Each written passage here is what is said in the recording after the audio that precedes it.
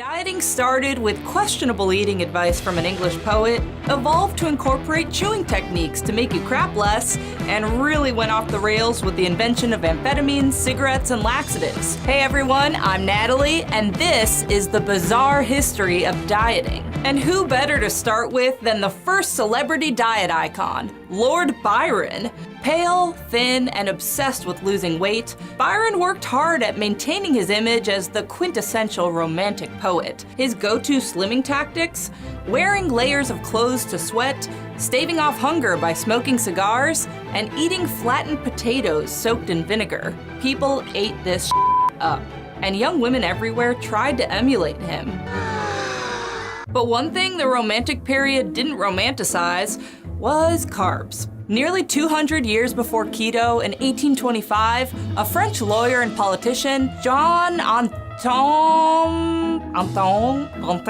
don't think my mouth works that way. Jean-Antelme Brillat-Savarin. Nearly 200 years before keto, in 1825, a French lawyer and politician, Jean-Antelme Brillat-Savarin, finally recommended the first low-carb diet, and his advice was actually pretty solid. In his popular book, Physiologie du goût, he wrote the cause of obesity is too much starch and flour-based foods, and he recognized people should eat in moderation and exercise. Wait a second, that's actually really good advice. Then why are we still coming up with crazy diet trends today? Well, it might be because his book also included lines like, "A dinner without cheese is like a pretty woman with only one eye." In the US, things were a little more uptight with a minister named Sylvester Graham, who lectured to crowds about the advantages of a vegetarian diet and the evils of alcohol. I'm drunk! Not only was Graham basically the first wellness Instagrammer, he's also responsible for another dietary innovation, the graham cracker. What about these is healthy? They're literally cookies. The idea behind the cracker and his whole diet was to help repress sexual urges. No tongues. So yes, we can thank Graham for laying the foundation for s'mores, but let's not forget the whole point of these celibacy crackers. it's good for keeping down the urges. You know how grocery aisles are packed with gossip magazines filled with personal diet tips from the stars? Well, it was like that back in the 1860s too.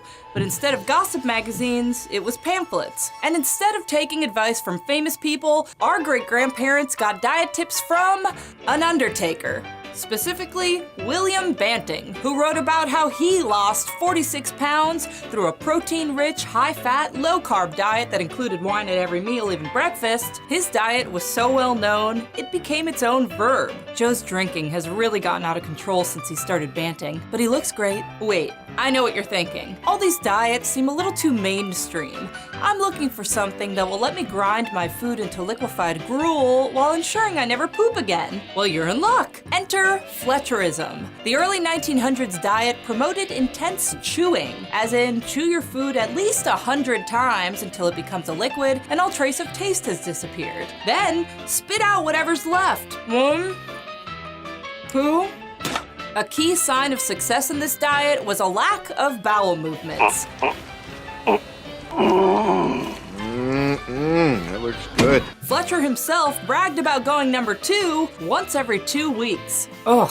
The turn of the century and the Industrial Revolution brought a massive shift in not only who was dieting, but how they were doing it. Before, being overweight was mostly a middle and upper class problem, but working class people were now moving to cities. They had a little more cash and were eating fewer fresh foods. Couple that with the arrival of semi-modern medicine, and you've got the perfect recipe for the quick fix diet fad. Open a magazine anywhere in the US in the early 1900s, and you'd see ads for diet pills and drugs, and some were just plain dangerous, like loaded with small amounts of arsenic dangerous. But if you didn't want to choke down dangerous pills to fit into your flapper dress, there were alternatives, like cigarettes.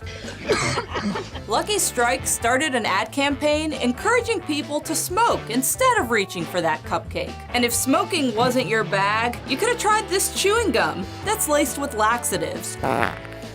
Fat rolls off while you chew. As the early 20th century brought a wave of scientific and industrial progress, some weight loss trends seemed downright medieval. This led to a whole mess of mechanical, vibrating contraptions that supposedly slimmed you down without you having to move at all. Then, in the 50s, diet pills made a huge comeback. They were known as mother's little helpers and filled the medicine cabinets of mid-century housewives everywhere. Most of the pills were a mix of amphetamines and other questionable chemicals, and some people died from using them. By 1970, 8% of all prescriptions in the US were for amphetamines. But amphetamines had a few problems.